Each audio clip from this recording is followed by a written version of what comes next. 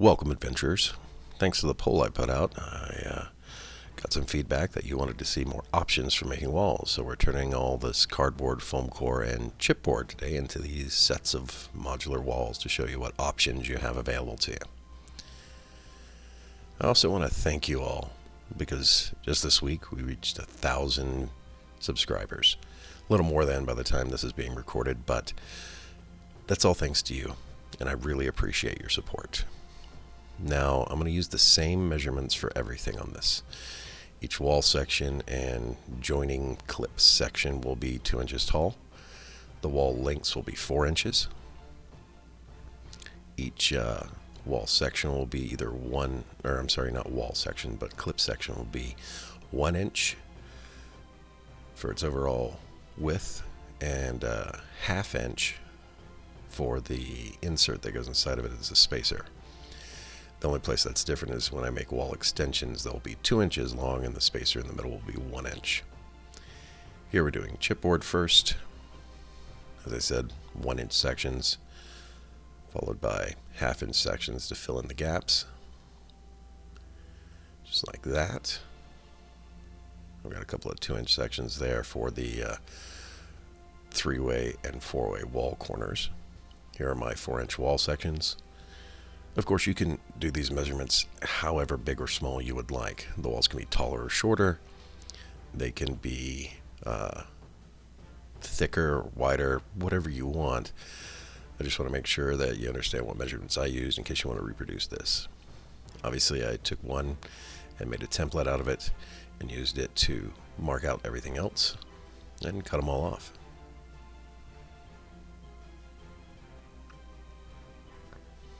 That took me 25 minutes. And that was from the moment I put down the cardboard to this section here, which means even organizing stuff so that it looked good on camera. Here we're going to make chipboard cookies, stacker sandwich thingies, by putting some Eileen's tacky glue in, aligning our center spacer, and of course attaching the next section to the outside of that. It's not terribly complicated. This is a craft that literally anyone can do. It's not complicated or difficult, so it should be approachable for anyone. And of course I'm going to repeat that for everything until I have all those wall sections completed.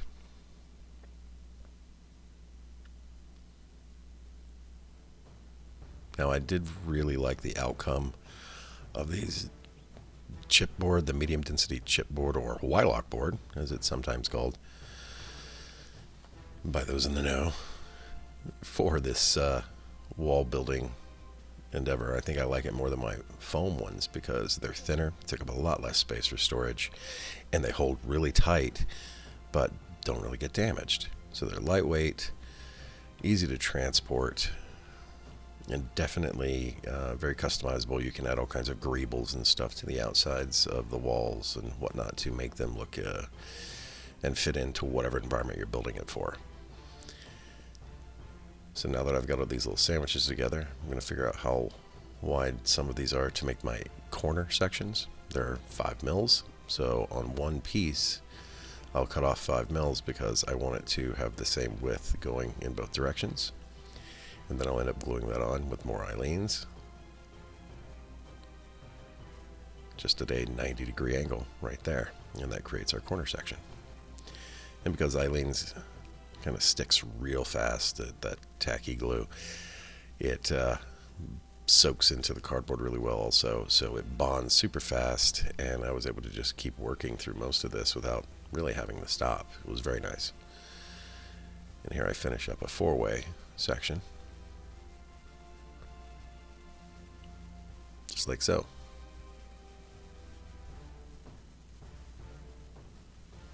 Again, not complicated.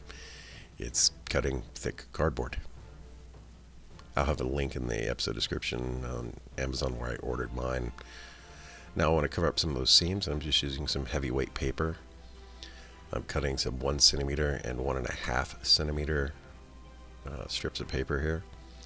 and I cut them to fit because there's always going to be some variations in your cuts. More tacky glue and a pre-bent, wrap it around the corner, apply some more over the top to make sure it holds well. Do the same thing on the insides, and pre-bent to help it lay in there. And then I use the handle to the paintbrush and kind of press it firmly into that corner, and that makes a huge difference in the overall presentation of this. A little more tacky glue on top, again, to hold it down, and you repeat that for all the pieces where you want this. It helps hide the seams and reinforce them. Now, as I'm measuring out foam core, I want to make sure you like, subscribe, and hit the notification icon. And note that now you can support me on Patreon if you'd like. As I said before, all the measurements are the same. 2-inch tall, 1-inch, half-inch, 4-inch lengths of wall. I kept it all the same so that I didn't have to think about it and make it complicated. And you don't have to think about it and make it complicated unless you really want to. Now these I'm going to hot glue together. Magically, apparently. It took 15 minutes to get to the point where all these pieces are ready. The thought behind me putting the times on there so you can see exactly what kind of time investment you're looking for. In an hour or two, you could make a ton of these modular walls out of any one of these materials.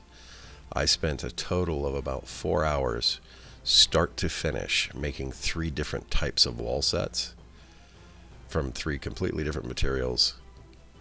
That includes painting, dry brushing, filming, editing, all of it, about 4 hours.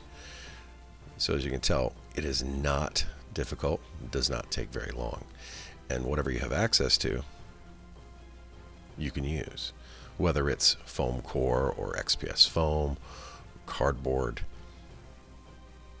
Don't let the limitations of your supplies limit your ability to craft.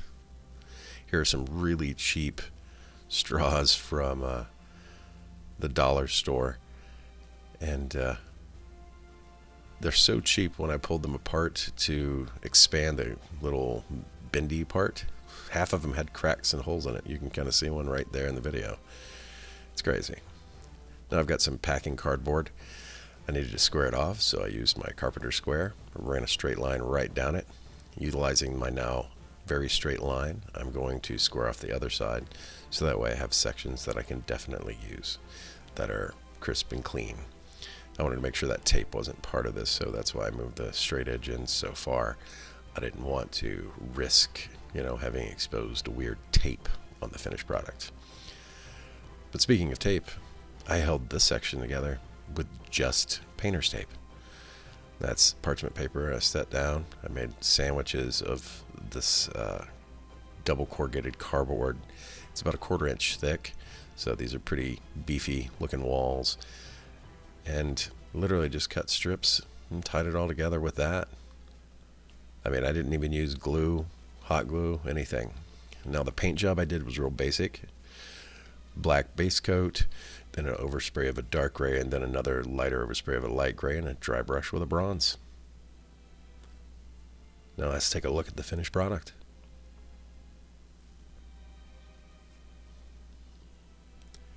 I definitely have to get better lighting at some point. These are the cardboard ones. I leaned into the corrugation. These are the foam core ones.